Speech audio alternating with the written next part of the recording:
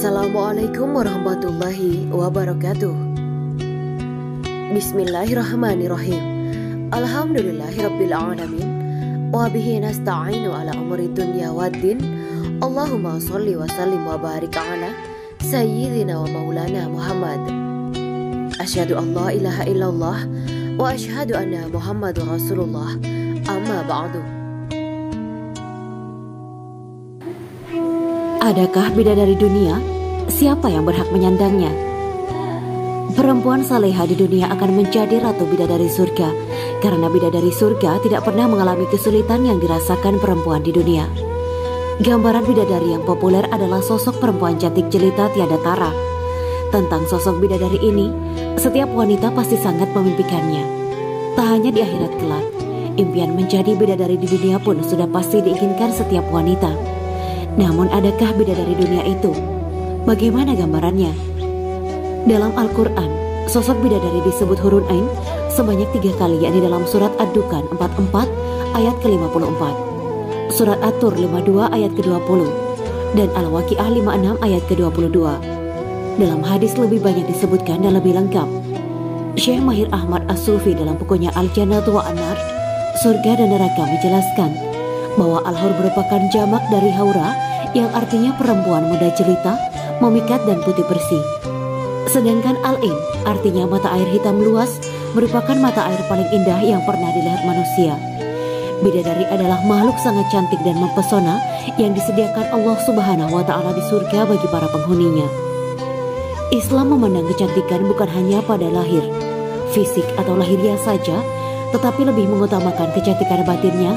Karena Allah Subhanahu wa Ta'ala berfirman, sesungguhnya orang yang paling mulia di antara kamu di sisi Allah ialah orang yang paling bertakwa di antara kamu.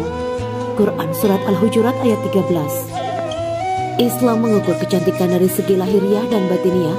Batin perempuan dikatakan cantik apabila dalam fisiknya terdapat jiwa yang pasrah, tunduk kepada semua ketentuan Allah Subhanahu wa Ta'ala dan Rasul-Nya.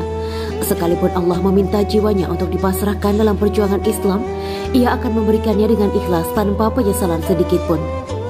Sejarah Islam menyebutkan salah satu sahabat Rasulullah SAW, Abu Dzar Al-Ghifari, lebih suka menikahi perempuan berkulit hitam tetapi taat kepada Allah daripada perempuan yang cantik tapi suka durhaka pada Allah dan suaminya.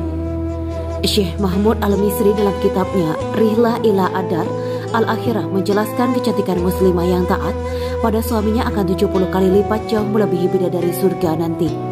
Dengan syarat ia pandai bersabar dan taat kepada Allah dan beriman kepadanya. Ibnul Qayyim menyebutkan dalam sebuah hadis sahih dalam Musnad Imam Ahmad bahwa perempuan salihah di dunia akan menjadi ratu bidadari surga, karena bidadari surga tidak pernah mengalami kesulitan yang dirasakan perempuan di dunia.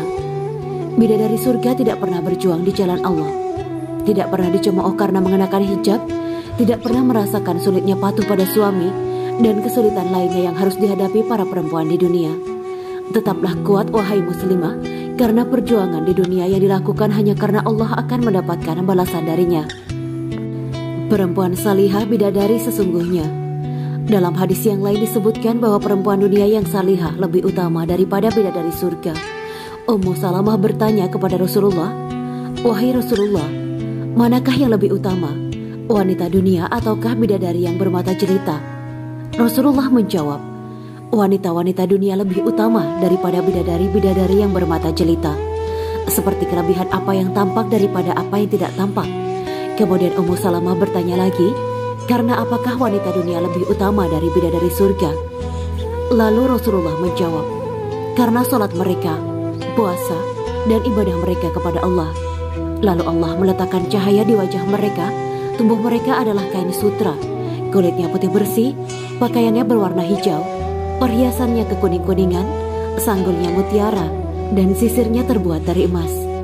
Mereka berkata, kami hidup abadi dan tidak mati, kami lemah lembut dan tidak jahat sama sekali, kami ridho dan tidak pernah bersungguh-sungguh sama sekali.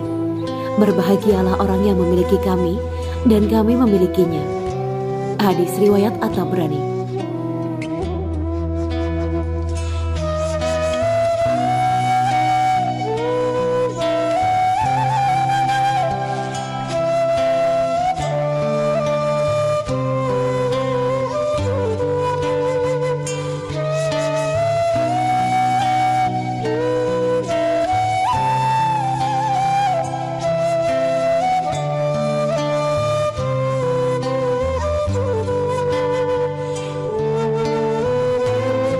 Demikianlah kisah Islami bidadari surga.